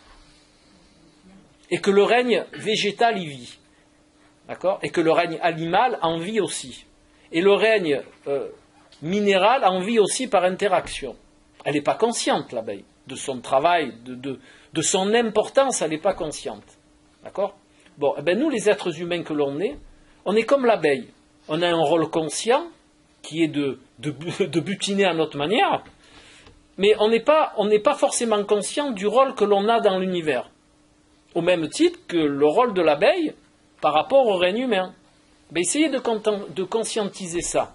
Essayez de l'imaginer dans votre tête que nous, êtres humains, on a un rôle, comme celui de l'abeille, différent, mais par rapport à un ensemble. Je vous garantis que ça va vous faire voir les choses d'une autre manière. Si vraiment vous le conscientisez, alors pas là, hein, pas au niveau du cortex, hein, mais au niveau de l'être que vous êtes, c'est-à-dire au niveau des ressentis, au niveau du hara, comme on appelle ça au Japon, vous allez voir que votre vie, vous n'allez pas la voir de la même manière. Et l'importance que vous accordez aux choses, elles vont être différentes aussi. Essayez d'imaginer l'abeille et vous. Et vous verrez, vous allez faire des parallèles entre les deux, et vous allez être étonné de ce que vous allez en retirer. Et notre rôle, c'est quoi? C'est notre responsabilité par rapport à l'univers? On a un rôle conscient dans l'univers, qu'on ne fait pas de manière adaptée, ça je ne vous le cache pas et vous le savez, mais on a aussi un rôle inconscient comme à l'abeille. L'abeille, elle n'est pas consciente de tout son impact dans l'univers. Nous, c'est pareil. On est conscient peut-être qu'on butine, mais on n'est pas conscient de l'impact que l'on a dans l'univers. D'accord? Imaginez-vous autre chose. Je vais faire vite parce qu'on va se faire engueuler. Imaginez-vous autre chose. Imaginez votre microbiote dans l'intestin. Est-ce que vous pensez que les bactéries qui s'autorégulent en population, elles sont conscientes qu'elles vous permettent de vivre? Parce que vous ne savez pas, si je vous enlève le microbiote, vous mourrez. Alors, d'accord? Alors, est-ce que vous croyez que le lactophilus machin, le truc chose, est-ce que vous pensez qu'il est conscient du rôle qu'il a dans un organisme plus grand que lui? À son niveau, il doit savoir qu'il se régule, c'est sa fonction. Mais son interaction dans l'organisme plus grand, ça, il n'en a pas conscience. Mettez-le à notre niveau, et vous verrez que... Voilà, c'est exactement ça. On fait partie d'un ensemble. On a notre rôle en tant qu'individu, mais aussi on a un rôle dans l'ensemble. Voilà. Je vous remercie, c'était très sympathique. Arigi, A2R, Les dames qui sont arrivées après, si vous voulez bien venir vous inscrire et régler la petite obole à l'association. Et voilà. De rien, hein, c'est toujours avec plaisir. Hein. 5 €, c'est ça? Ouais, mais vous, j'ai vos coordonnées. Oui, c'est bon. Bon, voilà. Pour l'information de l'eau pour des perturbateurs endocriniens, je n'ai jamais entendu parler. Allez sur Internet, c'est marqué partout. Tout le monde avertit, tout le monde vous parle des perturbateurs endocriniens. C'est vraiment un des gros dangers de notre... C'est pas diffusé, hein, ça. Hein. Ah oui, c'est diffusé partout. Hein. Écoutez, moi, j'en ai jamais entendu parler. Bon, si vous me laissez votre adresse Internet, je vous envoie tous les liens. Ah oui, ça... A2R, I, GH, I. Allez. chimie d'ailleurs, l'application Utah pour Là l'application Utah, vous savez, pour la nourriture. Ah oui, oui, oui. Oui, mais vous savez, se nourrir, c'est très simple. Oui. Se nourrir, c'est très simple. Hein. C'est très... Cherchez mon blouson, mais il est là. Vous êtes végétarien ou Hein? des protéines végétales Non, moi je mange, je suis pas végétarien au sens propre du terme. De rien, c'est avec plaisir. Voilà. Merci, au revoir. Et bonne soirée.